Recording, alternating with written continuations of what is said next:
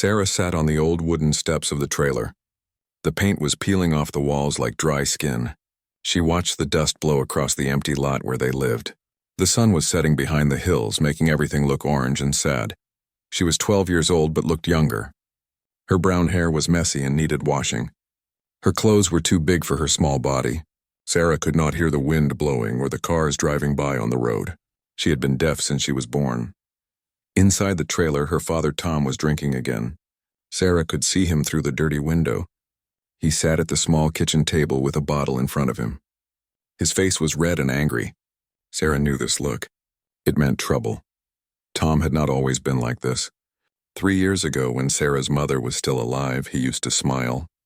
He would pick Sarah up and spin her around. He learned some hand signs to talk with her. But then Sarah's mother got sick and died. After that, Tom started drinking more and more. Sarah remembered her mother's gentle hands. Her mother knew how to talk with her fingers. She would tell Sarah stories by moving her hands in special ways. Her mother made Sarah feel like she was not different from other children. She made Sarah feel loved, but now her mother was gone, and Tom acted like Sarah was a burden. He forgot how to use his hands to talk with her. When he tried to speak to her, he would get angry because she could not hear him. He would wave his arms and shout. Sarah could read his lips sometimes, but when he was drunk, his words were hard to understand. Tom used to work at Joe's garage in town. He fixed cars and trucks. The job paid enough money for food and rent. But last month, Tom came home in the middle of the day. His boss had fired him. Tom had been drinking at work and made mistakes. He crashed a customer's car into a wall. Since then, Tom drank even more. The money was running out. They had no food in the refrigerator except for some old bread and a jar of peanut butter. The electricity bill was late. Soon they might have no lights. Sarah tried to help. She cleaned the trailer every day. She washed the dishes and made the beds.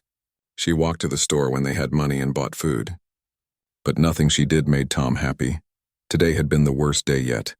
Sarah woke up and found Tom sleeping on the kitchen floor. There was broken glass around him from a bottle he had dropped. Sarah carefully cleaned up the glass. She made coffee for Tom and put it on the table next to him. When Tom woke up, he was angry. He saw Sarah standing there and his face got red. He stood up fast and knocked over the coffee cup. The hot coffee spilled on the floor. Tom's mouth moved fast and angry.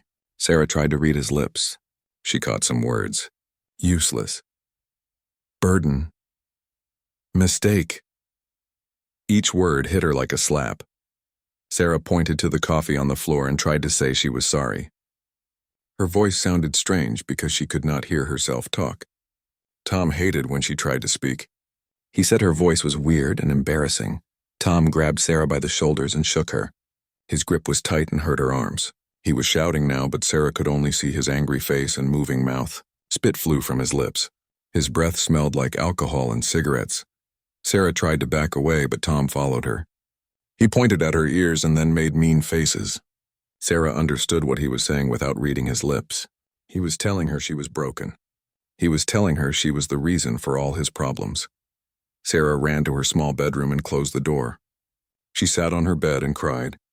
The tears made her face wet and salty.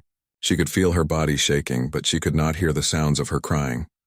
Through the thin walls, Sarah could see the trailer shaking. Tom was throwing things. She saw shadows moving past her door. Something crashed against the wall. Sarah pulled her knees up to her chest and made herself as small as possible. After a while, everything got quiet. Sarah carefully opened her door and looked out. Tom was sitting at the table again with a new bottle. His head was in his hands. For a moment, Sarah thought he might be crying too. Sarah walked slowly into the kitchen. She touched Tom's shoulder gently. He looked up at her with red eyes. For just a second, she saw something that looked like the old Tom.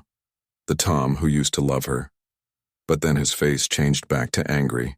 He pushed her hand away and stood up. He walked to the window and looked outside. The sun was almost gone now. The sky was getting dark. Tom turned around and looked at Sarah. His eyes were cold and empty. He picked up his car keys from the counter. Sarah felt scared. Tom should not drive when he was drinking, but she had no way to stop him. Tom grabbed Sarah's arm and pulled her toward the door. Sarah did not understand what was happening. Where were they going? Why was Tom acting so strange? Tom opened the door of his old pickup truck and pushed Sarah inside. The seat was torn and had springs poking through. Sarah could smell old cigarettes and spilled beer. Tom got in the driver's side and started the engine. As they drove away from the trailer, Sarah looked back at the only home she had ever known. The windows were dark and empty.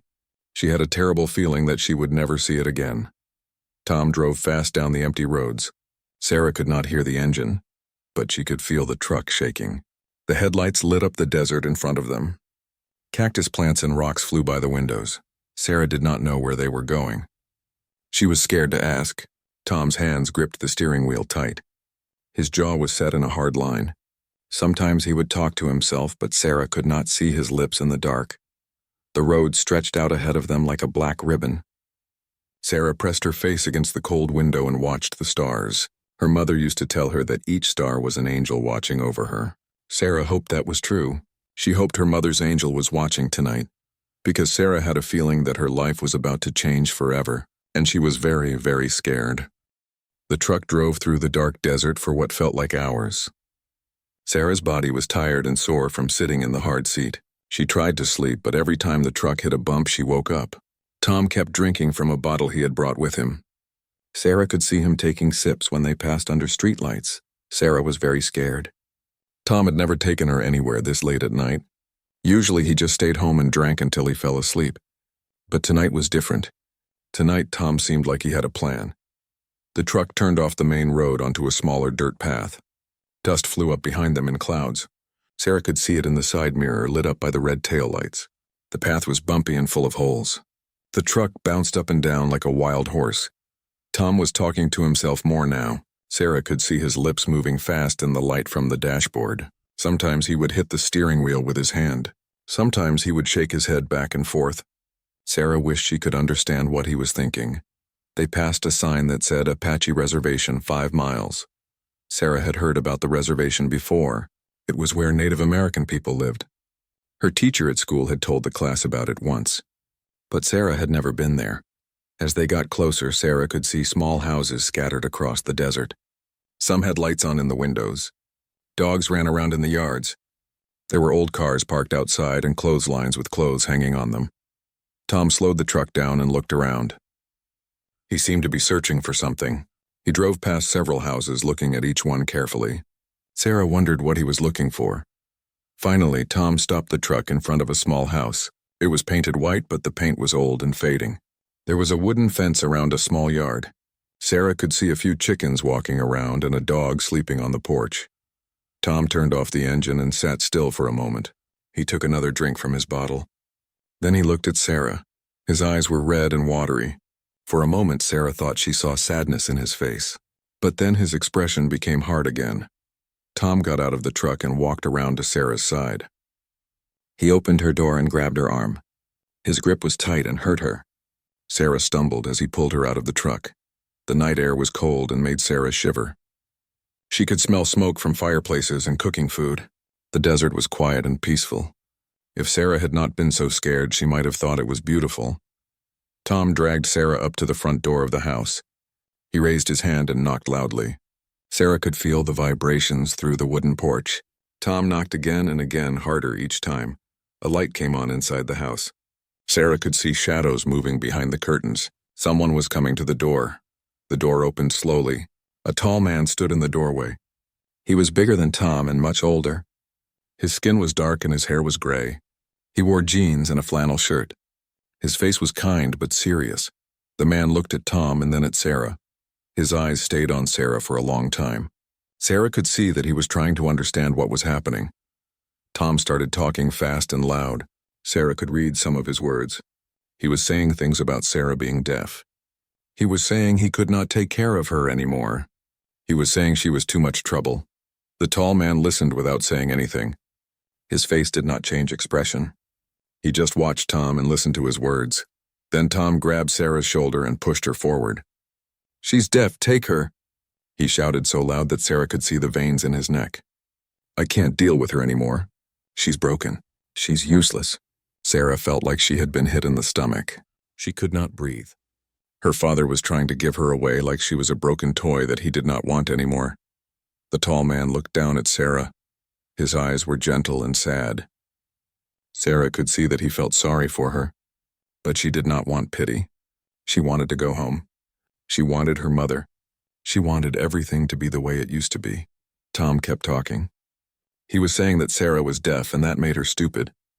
He was saying she could not learn anything or do anything right. He was saying she would be better off with someone else. Each word made Sarah feel smaller and more worthless. Tears started running down her face. She tried to wipe them away, but more kept coming. The tall man held up his hand to make Tom stop talking. Then he knelt down so his face was level with Sarah's. He looked right into her eyes. His face was calm and peaceful. The man's lips moved slowly and clearly. Sarah could read them easily. "I know you can hear," he said softly. Sarah was confused. How could she hear? She was deaf. Everyone knew that. Her father had just told this man that she was deaf. But then Sarah understood. The man was not talking about hearing with her ears. He was talking about hearing with her heart. He was saying that she could understand him even without sound. Sarah nodded slowly. The man was right. She could hear him. Not with her ears, but with something deeper inside her. The man stood up and looked at Tom. Tom was still holding his bottle and swaying a little. The man spoke to Tom in a quiet voice. Sarah could not read all his words, but she caught some of them. He was asking Tom if he was sure about what he was doing. Tom nodded his head hard. "Yes," he said loudly. "I don't want her anymore." "Take her." The man was quiet for a long moment. He looked at Sarah again. Then he looked back at Tom. Finally, he nodded. Tom dropped Sarah's arm and stepped back. He looked at her one more time. For just a second, Sarah thought she saw love in his eyes. But then he turned away and walked back to his truck. Sarah wanted to run after him. She wanted to tell him she was sorry for being deaf. She wanted to promise to be better. But her feet would not move. Tom got in his truck and started the engine. He did not look back at Sarah. He just drove away into the dark night. His taillights got smaller and smaller until they disappeared completely. Sarah stood on the porch of a stranger's house in a place she had never been. Her father was gone. She was alone with a man she did not know. The tall man put his hand gently on Sarah's shoulder. She looked up at him through her tears. His face was kind and patient. "My name is Joseph," he said slowly so Sarah could read his lips. "But everyone calls me Giant. You are safe now." Sarah did not feel safe. She felt scared and confused and very, very alone. But something about the man's voice, not the sound but the feeling of it, made her want to trust him. Giant opened the door wider and motioned for Sarah to come inside. Sarah hesitated. Once she went inside, there would be no going back. Her old life would be over, but her old life was already over. Tom had made sure of that when he drove away. Sarah took a deep breath and stepped through the doorway. Behind her, the desert was dark and empty. Ahead of her was something unknown. But maybe, just maybe, it would be better than what she was leaving behind. Giant closed the door softly behind Sarah. The house was warm and smelled like coffee and something cooking. Sarah stood by the door, not sure what to do. She had never been in a stranger's house before. The living room was small but clean. There were pictures on the walls of people Sarah did not know. Some looked like old family photos. Others showed men in military uniforms. There was a big chair by the window and a small couch with colorful blankets. Giant walked to the kitchen and came back with a glass of water. He handed it to Sarah. She was very thirsty from the long truck ride. The water was cold and tasted good. "Sit down," Giant said, pointing to the couch. Sarah sat on the edge, ready to run if she needed to. Giant sat in the big chair across from her. Sarah looked at Giant more carefully now. He was very tall, maybe 6.5 feet. His shoulders were wide and strong. His hands were big and had scars on them. His face had lines that showed he had lived a long life, but his eyes were gentle. They were dark brown and looked at Sarah with kindness. Sarah had not seen eyes like that since her mother died. Giant leaned forward in his chair. "How old are you?" he asked slowly. 12, Sarah said. Her voice sounded strange in the quiet house. She was not used to talking out loud. Giant nodded. "Are you hungry?" Sarah realized she was very hungry. She had not eaten anything since breakfast, and that was just a piece of bread with peanut butter. "Yes," she said. Giant got up and went to the kitchen. Sarah could see him moving around, opening cabinets in the refrigerator. Soon she smelled something good cooking. While Giant was cooking, Sarah looked around the room more. On a small table by the window was a picture of a young girl. She looked about Sarah's age and had long black hair. She was smiling and holding a horse's rope. Next to the picture was a folded American flag in a wooden box. Sarah had seen flags like this before. They gave them to families when someone died in the army. Giant came back with a plate of food. It was scrambled eggs and toast and some kind of meat. Sarah ate quickly. The food was much better than anything she had eaten in a long time. "Slow down," Giant said with a small smile. "The food will not run away." Sarah tried to eat slower, but she was so hungry. Giant watched her eat and did not say anything. He just waited patiently. When Sarah finished eating, Giant took the plate back to the kitchen. Then he sat down again and looked at Sarah seriously. "Your father," Giant said. "He is sick." Sarah knew what Giant meant. Tom was sick from drinking too much alcohol, but hearing someone else say it made it feel more real. "He does not know how to take care of you," Giant continued. "But that does not mean you are broken." Sarah's eyes filled with tears again. Tom had said she was broken so many times that she had started to believe it. Giant leaned forward. "Can you tell me about your mother?" Sarah wiped her eyes and tried to think of the right words. "She died when I was 9, Sarah said. She was sick with cancer. She knew how to talk with her hands." Giant nodded. "She taught you sign language?" "A little," Sarah said. "But Tom forgot how to do it after she died." Giant was quiet for a moment. Then he raised his hands and moved them in a way Sarah had never seen before. His fingers moved gracefully like he was dancing with his hands. "Do you know what I just said?" Giant asked. Sarah shook her head. "I said, 'Welcome to my home' in Apache Sign Language," Giant explained. "My people have used hand talk for hundreds of years, long before white people came to this land." Sarah stared at Giant with wide eyes. She had never known that other people used their hands to talk.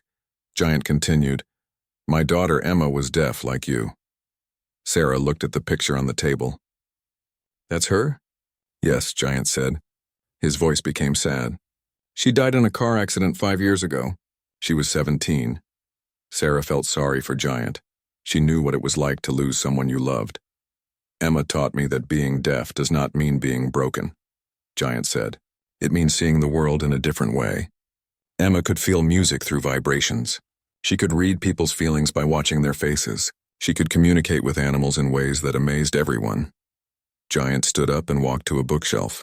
He pulled out a thick book and brought it back to Sarah. It was full of pictures and hand signs. "This was Emma's book," Giant said. She was learning Apache Sign Language and regular sign language too. She wanted to be a teacher for deaf children. Sarah looked through the book. The pictures showed hands making different shapes. Under each picture were words in English and in Apache. "Would you like to learn?" Giant asked. Sarah nodded eagerly. For the first time in years, someone was offering to teach her something instead of just feeling sorry for her. Giant showed Sarah how to make simple signs. "Hello." "Thank you." "Water."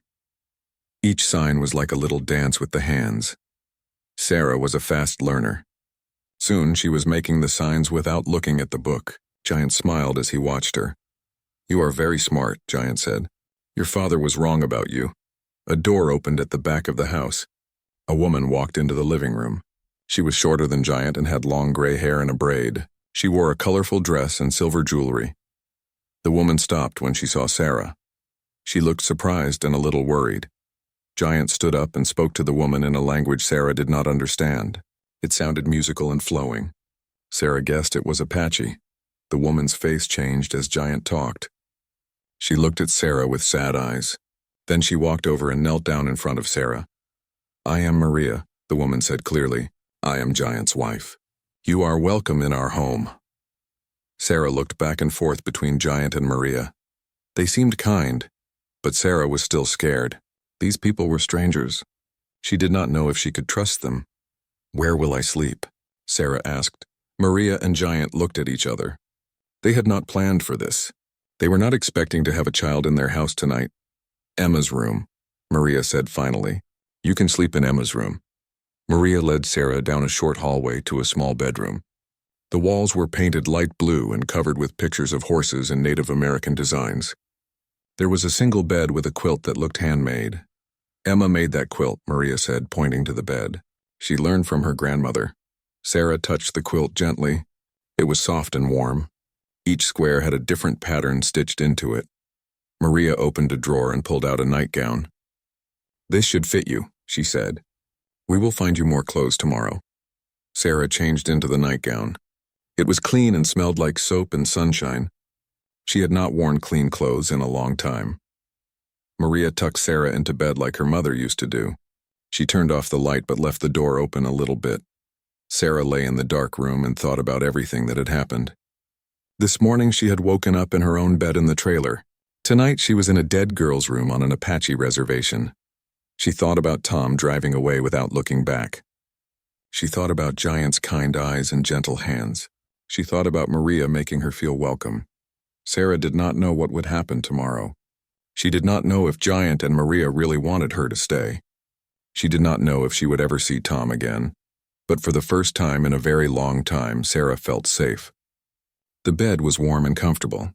The house was quiet and peaceful. And somewhere in the next room there were people who seemed to care about her. Sarah closed her eyes and tried to sleep. Outside her window, the desert was full of stars. Sarah's mother had told her that stars were angels watching over her. Tonight, Sarah hoped that Emma was watching too. Maybe, just maybe, this new life would be better than her old one. Maybe Giant and Maria would be the family she had always needed. Maybe being deaf would not matter so much here. Sarah fell asleep holding on to that hope. Sarah woke up when the sun came through the bedroom window. For a moment she forgot where she was. Then she remembered everything from the night before. Tom driving away. Giant's kind eyes. Sleeping in a dead girl's bed. Sarah got out of bed and looked around Emma's room in the daylight.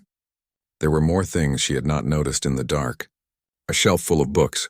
A desk with drawing paper and colored pencils. Photos of Emma with horses and friends. One photo showed Emma and Giant together. Emma was sitting on a beautiful brown horse and Giant was holding the horse's rope. Both of them were smiling. Emma looked happy and confident. Sarah wondered if she would ever feel that way. Sarah put on her old clothes from yesterday. They were dirty and too big for her. She walked out of the bedroom and down the hallway toward the kitchen. Giant was sitting at the kitchen table drinking coffee and reading a newspaper. When he saw Sarah, he smiled and pointed to a chair. "Good morning," he said clearly. "Did you sleep well?" Sarah nodded and sat down.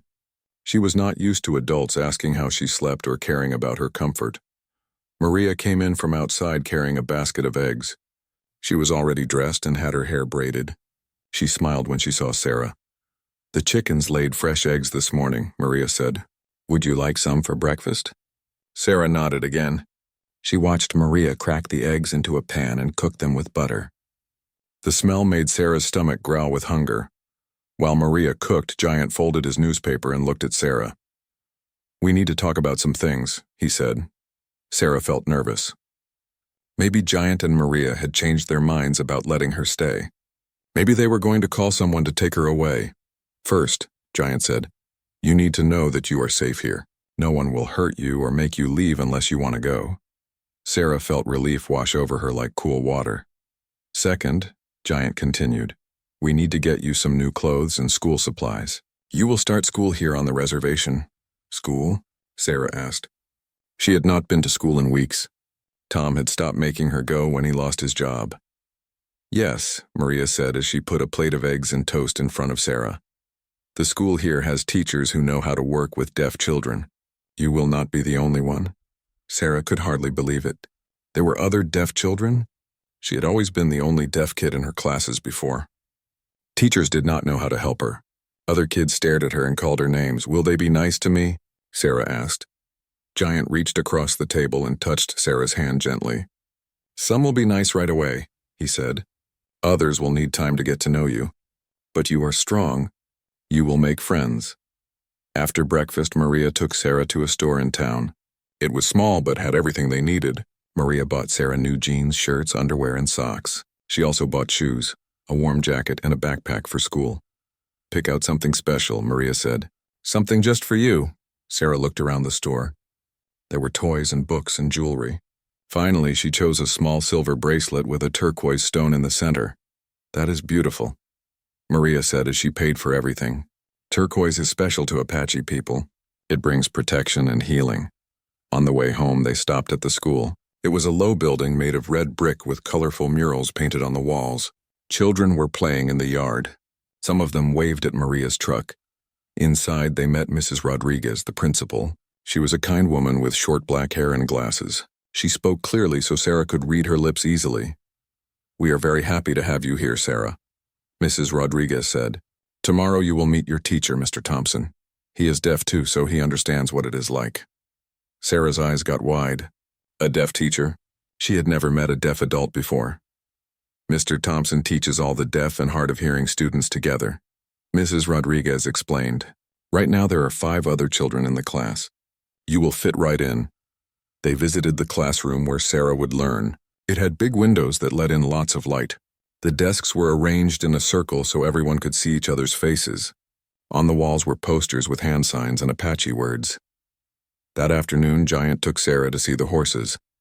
They walked to a small barn behind the house where 3 horses lived. One was the brown horse from Emma's photo. "This is Thunder," Giant said, patting the brown horse's neck. Emma loved him very much. "He is gentle and smart." Sarah had never been close to a horse before. Thunder was much bigger than she had expected. But when Giant put her hand on Thunder's nose, the horse was warm and soft. "Can you feel that?" Giant asked. Sarah nodded. She could feel Thunder breathing. She could feel the horse's heartbeat through his skin. It was like the horse was talking to her without words. "Emma used to say that horses understand everything," Giant said. "They just use a different language than people."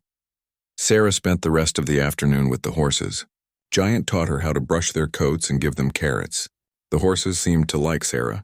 They stood still when she touched them and followed her around the fence. That evening, Giant and Maria taught Sarah more Apache Sign Language. They sat around the kitchen table with Emma's book and practiced for hours. Sarah learned signs for family, home, horse, and friend. In Apache culture, Giant explained, "We believe that every person has special gifts. Your deafness is not a problem to fix. It is a different way of experiencing the world." "What gifts do I have?" Sarah asked. Giant smiled. "You notice things that hearing people miss. You watch faces very carefully. You feel vibrations that others do not sense. And you connect with animals in a special way." Sarah thought about Thunder and how peaceful she had felt with the horses. Maybe Giant was right. Maybe being deaf was not just something bad that happened to her. Before bed, Maria showed Sarah how to braid her hair in a traditional Apache style. They sat in front of a mirror while Maria's hands worked gently through Sarah's hair. "In our culture," Maria said, "hair holds our strength and our memories. When we braid it, we are connecting to all the women who came before us." Sarah looked at herself in the mirror. With her hair braided and wearing clean clothes, she looked different. She looked like she belonged somewhere. That night, Sarah lay in Emma's bed thinking about her first day with Giant and Maria. For the first time in months, she had eaten 3 full meals. She had new clothes and school supplies. She had learned new words in a beautiful hand language. Most importantly, she had met people who did not see her deafness as a problem. They saw it as part of who she was. They saw gifts in her that she had never known she had. Sarah looked at the photo of Emma on the nightstand. "Thank you," she whispered to the picture. "Thank you for having such good parents. Thank you for showing them how to love a deaf girl." Outside her window, Sarah could see the desert stretching out under the stars. Somewhere out there, Tom was probably drinking and feeling sorry for himself. But Sarah was here, safe and warm and wanted. For the first time since her mother died, Sarah felt hope growing in her chest like a small flower. Maybe this new life would be good. Maybe Giant and Maria would become her real family. Maybe she would learn to be happy again. Sarah closed her eyes and dreamed of horses and hand signs and a place where being different was not a bad thing. She dreamed of belonging somewhere at last. 2 months had passed since Sarah came to live with Giant and Maria. Every morning she woke up in Emma's room feeling grateful. She had clean clothes to wear, hot breakfast to eat, and people who cared about her. School had become Sarah's favorite part of each day. Mr. Thompson was the best teacher she had ever had. He was a tall man with kind eyes and hands that moved like magic when he signed. He had been deaf since birth, just like Sarah. "Being deaf does not make us less than other people," Mr. Thompson often told his students. "It makes us different. And different can be wonderful." Sarah's classmates had become her friends. There was Miguel, who lost his hearing from a fever when he was 5. There was Amy, who was born with partial hearing but used sign language to talk. There was David, who could hear a little bit with hearing aids but preferred signing. For the first time in her life, Sarah was not the only deaf person in the room. She was not strange or different here. She was just Sarah. Mr. Thompson taught them many things. They learned math and science and history just like other kids. But they also learned about deaf culture and famous deaf people. Sarah was amazed to learn about deaf inventors, artists, and teachers who had done great things. "You can be anything you want to be," Mr. Thompson signed to them. "Your deafness will not stop you." At home, Giant and Maria were teaching Sarah about Apache culture. Every evening after dinner, they would sit together and Giant would tell stories. He did not just speak the stories. He acted them out with his whole body, using hand signs and facial expressions. Sarah loved the story of White Painted Woman, who brought corn and wisdom to the Apache people. She loved hearing about brave warriors and clever animals. Giant made the stories come alive with his hands and eyes. Maria taught Sarah how to make traditional crafts. They worked with beads and leather, creating beautiful jewelry and small bags.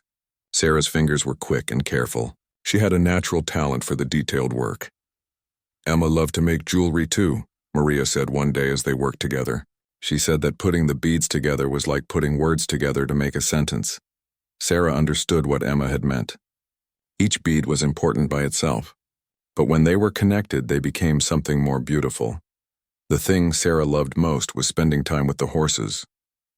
Every day after school, she would go straight to the barn. Thunder had become her special friend. The big brown horse would whinny when he saw her coming and nuzzle her hand with his soft nose. Giant taught Sarah how to ride. At first, she was scared to get on Thunder's back. The horse was so big and strong, but Giant was patient and encouraging. "Trust Thunder," Giant said. "He can feel your emotions. If you are calm, he will be calm." Sarah learned to breathe slowly and think peaceful thoughts. When she finally climbed onto Thunder's back, the horse stood very still. Sarah could feel Thunder's muscles moving under her legs. She could feel his breathing and his heartbeat. Riding Thunder was like flying. Sarah could not hear the sound of hooves on the ground, but she could feel the rhythm. She could feel the wind on her face and the power of the horse carrying her across the desert. "You are a natural," Giant said after Sarah's first successful ride around the corral. "Thunder likes you very much."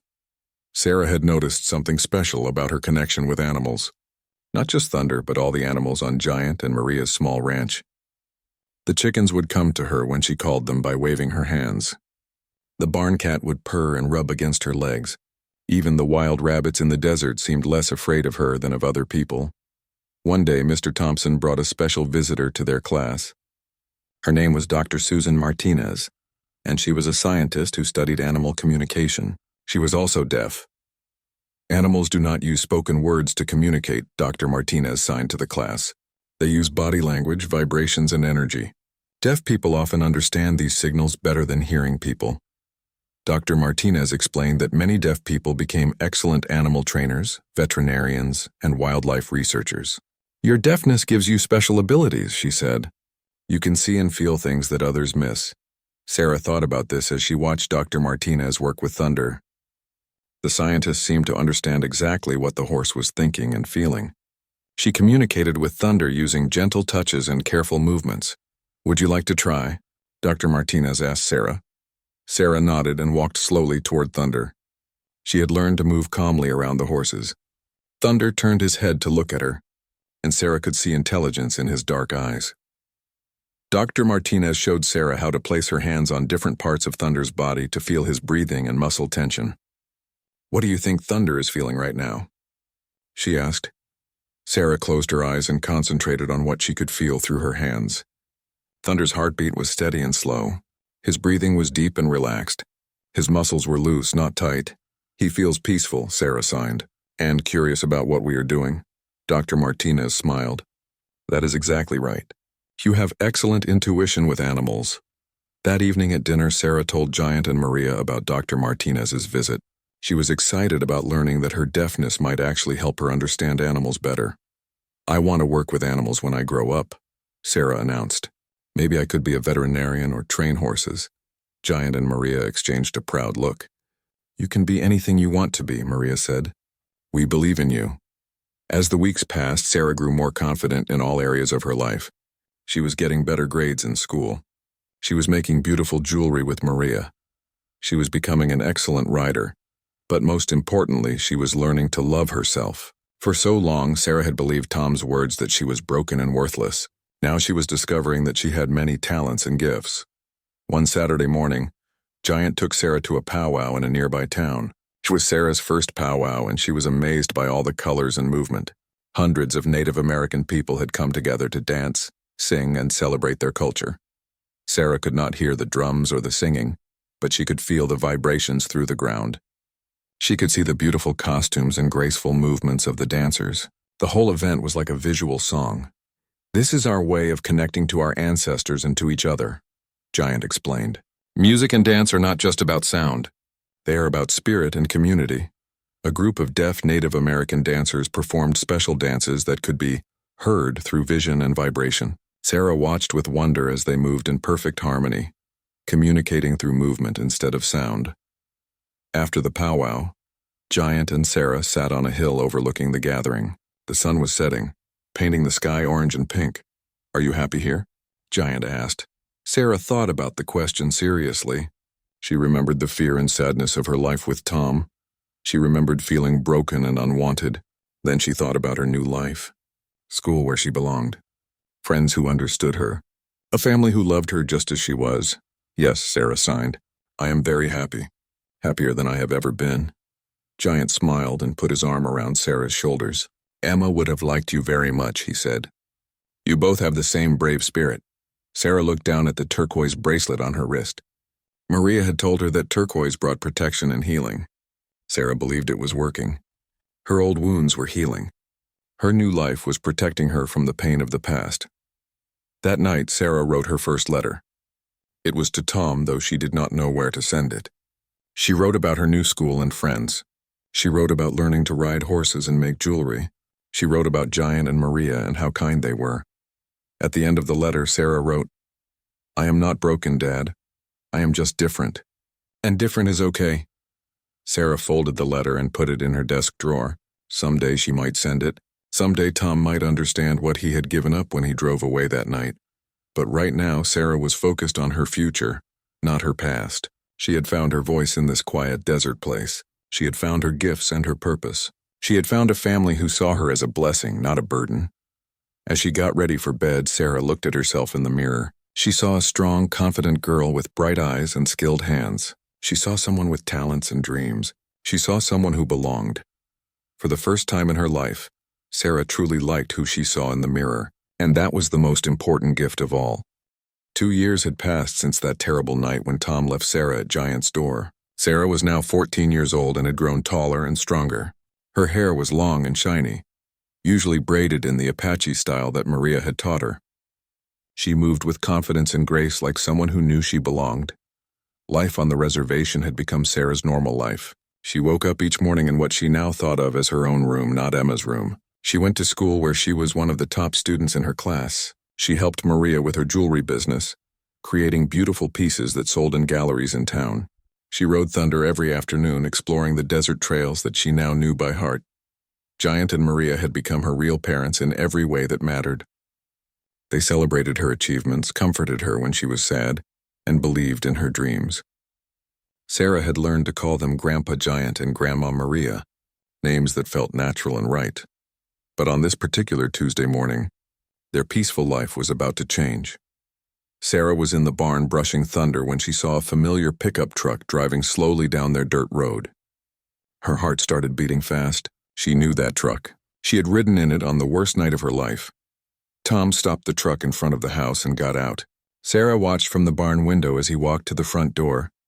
He looked different than she remembered. He was thinner and his hair was shorter. His clothes were clean and neat. He walked straighter without the stumbling steps of someone who had been drinking. Giant answered the door. Sarah could not see their faces clearly from the barn, but she could tell they were talking seriously. After a few minutes, Giant pointed toward the barn. Sarah's hand started shaking. She dropped the brush and backed away from the window. Tom was here. After 2 years of silence, her father had come back. Tom walked to the barn with Giant following behind him. When Tom saw Sarah, he stopped in the doorway. His eyes filled with tears. "Sarah," he said softly, "you look so grown up." Sarah did not know what to say. Part of her wanted to run to him like a little girl, but another part of her remembered the anger and the drinking and the terrible things he had said. "Hello, Dad," Sarah said finally. Tom took a step forward, then stopped. Can I hug you? Sarah looked at Giant, who nodded gently. She walked slowly to Tom and let him put his arms around her. He smelled different than she remembered, clean like soap and aftershave instead of alcohol and cigarettes. I'm sorry, Tom whispered into her hair. I'm so sorry for everything. They walked back to the house together. Maria had made coffee and put out some of her homemade cookies. They all sat around the kitchen table, but the air felt heavy and uncomfortable. Tom looked around the house and then at Sarah. You look happy, he said. Healthy, Sarah nodded. I am happy. I've been sober for 18 months, Tom said. I go to meetings every day. I have a job at a garage in Phoenix. I have an apartment with 2 bedrooms. Sarah listened but did not say anything. She was proud of Tom for getting sober, but she was also scared about why he was telling her these things. I know I have no right to ask, Tom continued, but I want you to come home with me. I want to be your father again. I want to make up for all the terrible things I did. Sarah felt like the room was spinning. Come home? This was her home. Giant and Maria were her family. Thunder was her horse. Her friends were at the school here. Sarah has built a good life here, Giant said calmly. She is doing well in school. She has friends. She is part of our community. But I'm her father, Tom said, his voice getting louder. She belongs with me. Where were you when she needed a father? Maria asked. Her voice was quiet but firm. Where were you when she was learning to read and write? Where were you when she was sad and scared? Tom's face got red. I was sick. I was an alcoholic, but I'm better now. I've changed. Sarah finally found her voice. Why now? She asked. Why do you want me back now? Tom looked down at his hands. Because I miss you. Because I love you. Because I realize what I lost when I gave you away. You didn't give me away, Sarah said, anger rising in her chest. You threw me away. You said I was broken and useless. I was drunk, Tom said desperately. I didn't mean those things. You meant them, Sarah said. You meant them every day for 3 years. Every time you looked at me like I was a burden. Every time you forgot to buy food because you spent the money on alcohol. Every time you made me feel like my mother's death was my fault. Tom started crying. Please, Sarah, I know I was a terrible father, but I want to try again. I want to do better. Sarah looked at Giant and Maria. Their faces were sad but supportive. She knew they would stand by whatever decision she made. I need time to think, Sarah said. Over the next few days, Tom came to visit every day. He stayed at a motel in town and spent his time trying to convince Sarah to come with him. He brought her gifts, clothes and books and a new phone. He told her about the school she could attend in Phoenix and the horse riding lessons he could pay for. But Sarah noticed that Tom still did not know how to sign. In 2 years of being sober, he had not learned to communicate with her in her own language.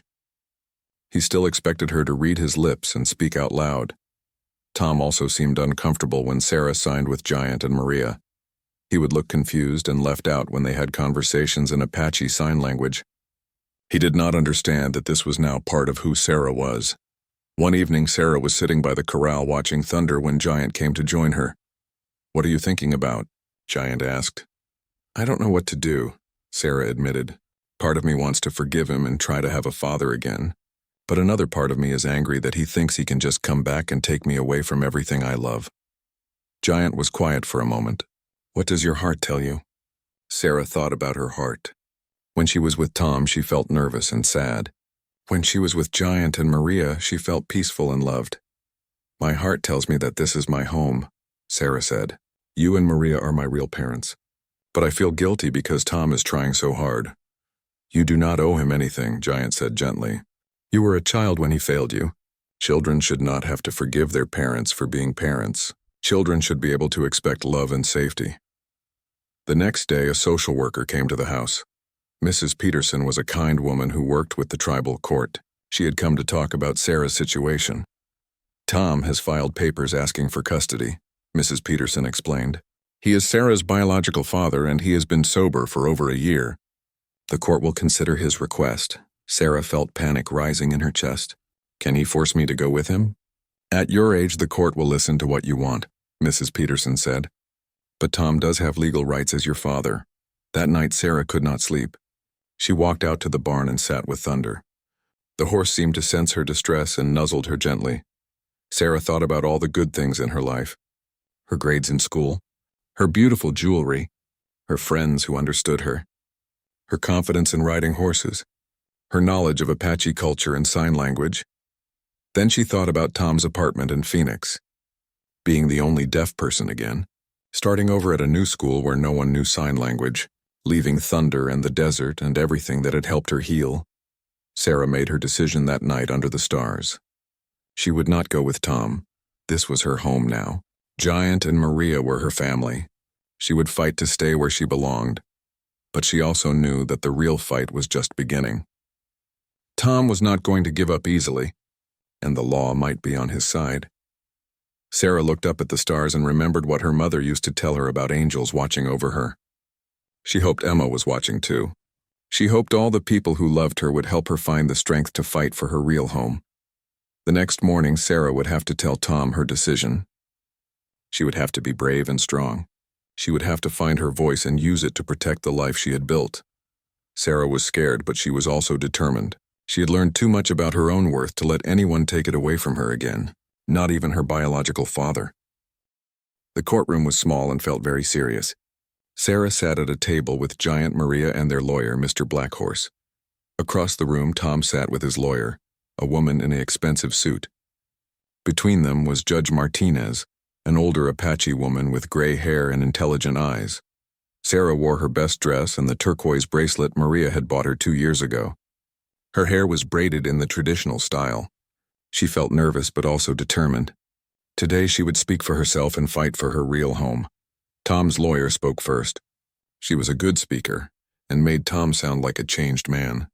She talked about his sobriety, his steady job, his clean apartment. She showed pictures of Tom at AA meetings and letters from his boss saying he was a good worker. Mr. Wilson made serious mistakes in the past, the lawyer said, but he has worked hard to change his life. He deserves a chance to be a father to his daughter again.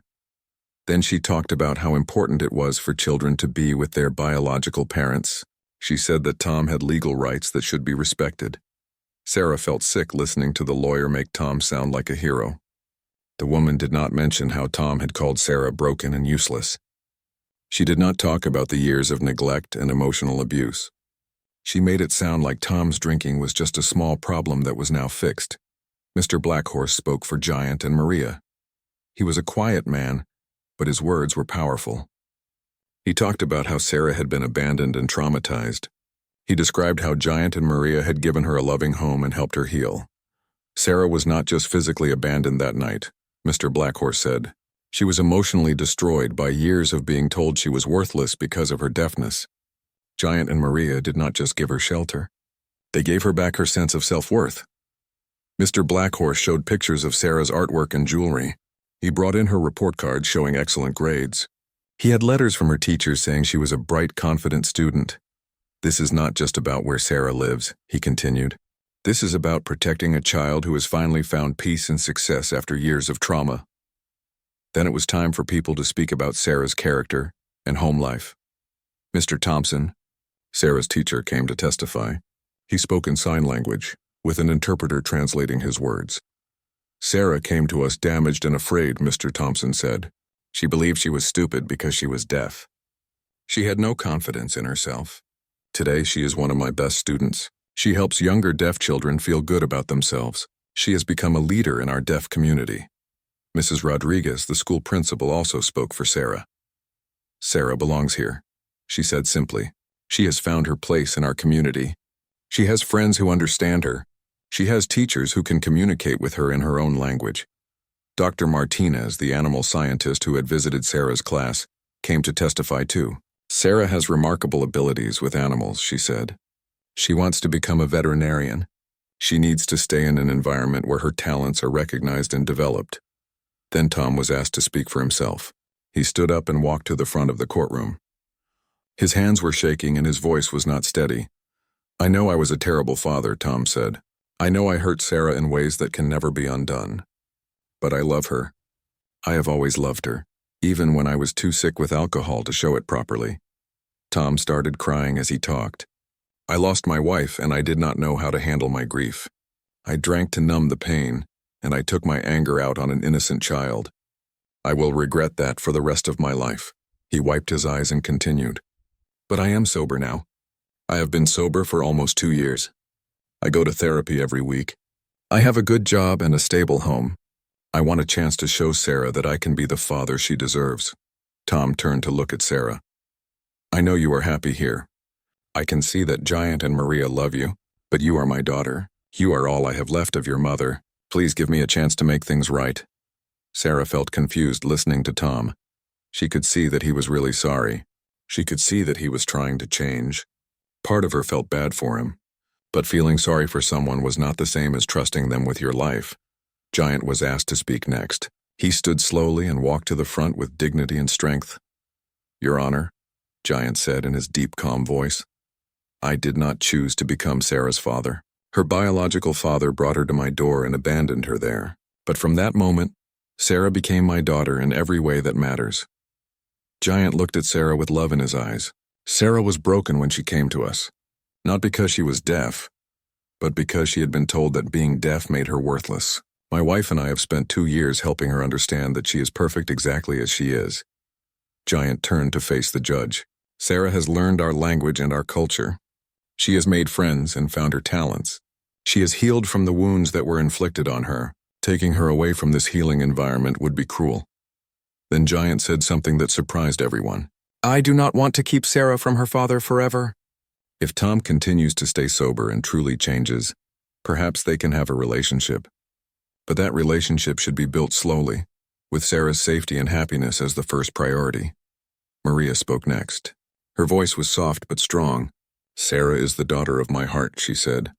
When Emma died, I thought I would never love a child again. But Sarah brought light back into our home. She has become part of our family, our community, our culture. Maria looked at Tom with sadness, not anger. I understand that you love Sarah, but love is not just a feeling. Love is action. Love is sacrifice. Love is putting the child's needs before your own desires. Finally, it was Sarah's turn to speak. Judge Martinez looked at her kindly. Sarah, you are old enough to have a voice in this decision. What do you want to tell the court? Sarah stood up slowly. Her legs felt shaky, but her mind was clear. She had practiced what she wanted to say, but now that the moment was here, she spoke from her heart. Your Honor, Sarah said, using both her voice and sign language, I want to start by saying that I forgive my father for what he did to me. I understand that he was sick and that he has worked hard to get better. Sarah looked at Tom, who was crying again. Dad, I am proud of you for getting sober. I am proud of you for getting your life together. But I cannot come live with you. Sarah's voice got stronger as she continued. For 2 years I have lived with people who see my deafness as a gift, not a curse. I have learned that I am smart and talented and valuable. I have friends who understand me and teachers who can communicate with me. Sarah turned to Giant and Maria. These people did not just give me a home. They gave me myself. They helped me discover who I really am. Looking back at the judge, Sarah said, I know that biology makes Tom my father, but Giant and Maria chose to love me when I needed love most. They chose to believe in me when I did not believe in myself. They chose to see beauty in my differences instead of seeing problems to fix. Sarah took a deep breath. If Tom wants to be part of my life, I would like that. But slowly, and as a visitor, not as someone who can take me away from my real home. Sarah sat down, her heart pounding. She had said everything she needed to say. Now it was up to the judge to decide her future. Judge Martinez was quiet for a long time, looking at papers and thinking carefully. Finally, she spoke. This is a difficult case, the judge said. Mr. Wilson, I can see that you have made real changes in your life. I respect your sobriety and your desire to reconnect with your daughter. Tom looked hopeful. However, the judge continued, I must consider what is best for Sarah, not what is best for the adults in this room. Sarah has thrived in the care of Giant and Maria Martinez. She has overcome trauma and built a successful, happy life. The judge looked directly at Sarah. Sarah, you have spoken with wisdom and maturity. You have shown that you understand the difference between forgiveness and trust. You have the right to feel safe and secure in your home. Judge Martinez made her decision. Custody of Sarah Wilson will remain with Giant and Maria Martinez, who will become her legal guardians. Mr. Wilson will be allowed supervised visits once a month, with the possibility of increased contact if all parties agree. Sarah felt like a huge weight had been lifted from her shoulders. She was going to stay home. She was going to stay with her real family. Tom looked devastated but not angry. He nodded slowly and looked at Sarah. "I respect your decision," he said quietly. "And I hope that someday we can build a real relationship." As they left the courtroom, Giant put his arm around Sarah's shoulders. "You spoke very well today," he said. "You found your voice and used it to protect yourself." Sarah looked up at the man who had become her true father. "I learned from the best teacher," she said. That evening, the whole community celebrated Sarah's victory. Friends from school came to the house. Maria made a feast. Mr. Thompson brought his guitar and they all sang songs in sign language. As Sarah sat surrounded by people who loved her, she thought about how much her life had changed. 2 years ago, she had been a scared, broken girl who believed she was worthless. Tonight, she was a confident young woman who had fought for her right to stay in her chosen home. Sarah had found her voice in more ways than one. She had learned to communicate in beautiful hand languages. 5 years had passed since the court hearing that changed Sarah's life forever. Now 19 years old, Sarah stood in front of the mirror in her childhood bedroom, getting ready for her college graduation. She was about to receive her degree in animal science with plans to attend veterinary school in the fall. Sarah had grown into a beautiful young woman. Her long black hair was braided with traditional Apache silver ornaments that Maria had made for her. She wore a simple blue dress and her grandmother's turquoise jewelry. But the most noticeable thing about Sarah was the confidence that radiated from her bright eyes and steady smile. The bedroom that had once belonged to Emma was now completely Sarah's. The walls were covered with her own artwork, photos of her with thunder and other horses, and certificates from school. On her desk was her acceptance letter to veterinary school, and a photo of her with her deaf students from the reservation school. For the past 2 years, Sarah had been working part-time as a teaching assistant for Mr. Thompson. She helped younger deaf children learn to read and write, and she taught them about deaf culture and pride. Sarah had discovered that she loved teaching almost as much as she loved working with animals. Giant knocked on her door. "Ready?" he asked in sign language. Sarah nodded and followed him outside. The whole family was going to her graduation ceremony together. Maria waited by their truck, wearing her best traditional dress and a proud smile. In the back seat was an unexpected passenger. Tom had been coming to visit Sarah once a month for 5 years, just as the judge had ordered. At first, the visits had been awkward and painful. Tom tried too hard to be a perfect father, and Sarah remained guarded and distant. But slowly, very slowly, they had built a careful friendship. Tom had finally learned some sign language, though he was still not fluent. He had remained sober and had gotten married to a kind woman named Janet who worked as a nurse. Tom had also started volunteering at addiction treatment centers, helping other people get clean. Sarah would never see Tom as her father the way she saw Giant. Too much had happened for that kind of trust to be rebuilt. But she had learned to see Tom as a person who had been broken and was trying to heal, just like she had been. "Congratulations, kiddo," Tom said as Sarah got into the truck. His voice was warm but respectful. He no longer tried to claim more of a relationship than Sarah was comfortable giving. The graduation ceremony was held in the school gymnasium. Sarah was one of only 3 Native American students graduating that year, and the only deaf student. As she walked across the stage to receive her diploma, the audience erupted in cheers and applause that Sarah could feel vibrating through the floor. In the crowd, she could see her chosen family beaming with pride. Giant and Maria were crying happy tears. Mr. Thompson was signing "congratulations" with huge gestures. Her classmates from the deaf program were cheering in sign language. Even Tom was clapping enthusiastically. After the ceremony, there was a big party at Giant and Maria's house. The whole community came to celebrate Sarah's achievement.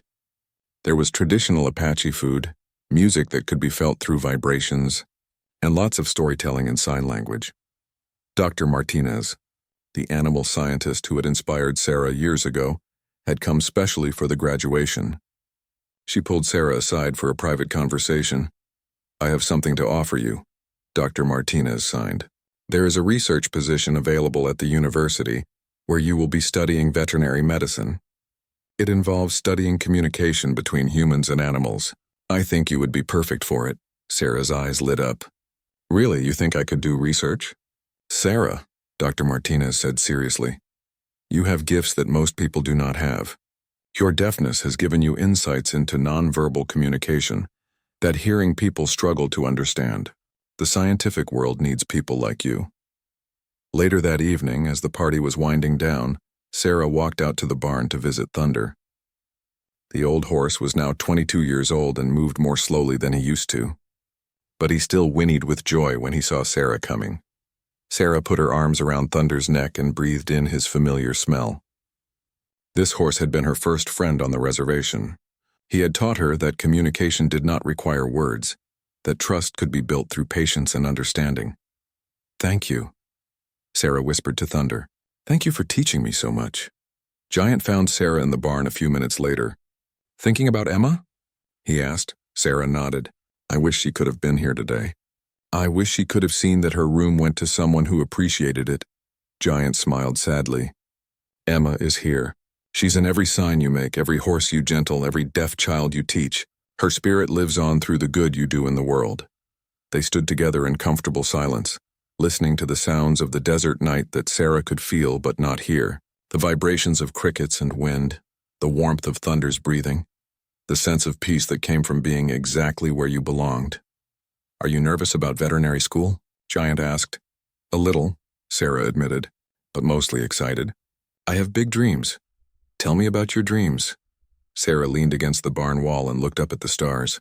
I want to open a practice that specializes in animal therapy for deaf children. I want to show deaf kids that they can communicate with animals in special ways. I want to do research on how animals and deaf people understand each other. Sarah paused, then continued. And someday I want to come back here and start a program on the reservation. A place where deaf Native American children can learn about both cultures, deaf culture and tribal culture. A place where they can discover their gifts instead of focusing on their limitations. Giant nodded approvingly. Those are good dreams. Important dreams. The next morning, Sarah had one more important task before leaving for veterinary school. She drove to the elementary school where she had been volunteering and walked to Mr. Thompson's classroom. There, sitting in the circle of desks where Sarah had once sat, was a new student. His name was Marcus, and he was 8 years old. He had just been placed with a foster family after his parents abandoned him for being deaf. Marcus sat hunched in his chair, his eyes full of fear and sadness. Sarah recognized that look. It was the same look she had seen in her own mirror many years ago. Sarah knelt down so she was at Marcus's eye level. Slowly and clearly, she signed, "Hello, my name is Sarah. I am deaf too." Marcus looked up with surprise. He had not expected to meet a deaf adult who seemed confident and happy. "Are you really deaf?" Marcus signed hesitantly. "Yes," Sarah signed back. "I have been deaf since I was born."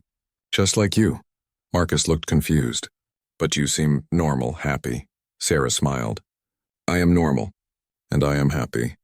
Being deaf does not mean being broken. It just means being different. And different can be wonderful." Sarah spent the next hour with Marcus, sharing her story and showing him that deaf people could do anything they wanted to do. She told him about her education, her work with horses, her plans to become a veterinarian.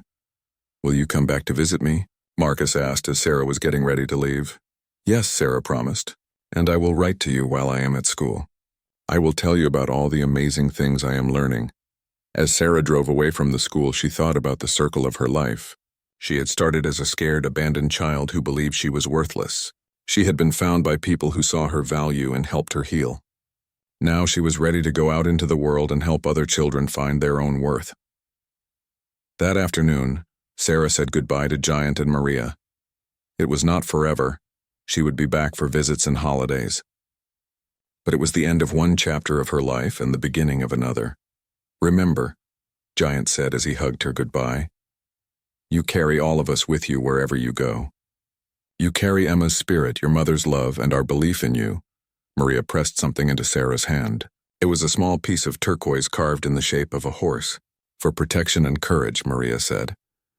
As Sarah drove away from the reservation toward her new life, she looked in her rearview mirror at the place that had saved her. The red rocks and endless sky, the small houses scattered across the desert, the corral where Thunder still lived. Sarah touched the turquoise horse in her pocket and smiled. She was ready for whatever came next. She had found her voice, her purpose, and her strength. She had learned that being abandoned did not make her worthless. It had led her to the people who would help her discover her true value. Years from now, Sarah knew she would return to this place with her veterinary degree and her research credentials. She would start that program for deaf Native American children. She would help other scared, lost children discover that they were not broken. They were just different. And different, as Sarah had learned, could be absolutely wonderful. The road stretched out ahead of her like a promise. Sarah Martinez, for that was her legal name now, drove toward her future with confidence and joy. Behind her was the foundation that had made her strong. Ahead of her was the chance to use that strength to change other lives. The scared little girl who had been left at Giant's door was gone forever. In her place was a powerful young woman who would spend her life helping others find their voices, their gifts, and their worth. Sarah had found her way home. Now she was ready to help others find theirs.